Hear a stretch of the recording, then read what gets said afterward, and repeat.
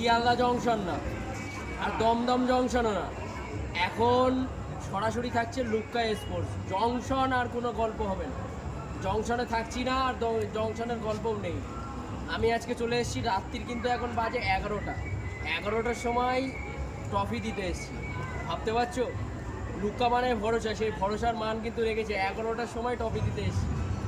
রাত্রে খিদে পাই, দাদাদের কিন্তু খিদে পেয়েছে ট্রফি, সেই ট্রফির খিদে একমাত্র লুক্কাই কিন্তু মেটাচ্ছে এত রাত্রে, বুঝতে পারছো?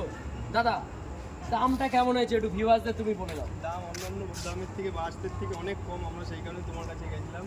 আর দাদার কথা মতো অনুযায়ী আমাদেরকে বাড়ি অবধি পৌঁছে দিয়ে গেছে, এটার জন্য দাদাকে অনেক ধন্যবাদ।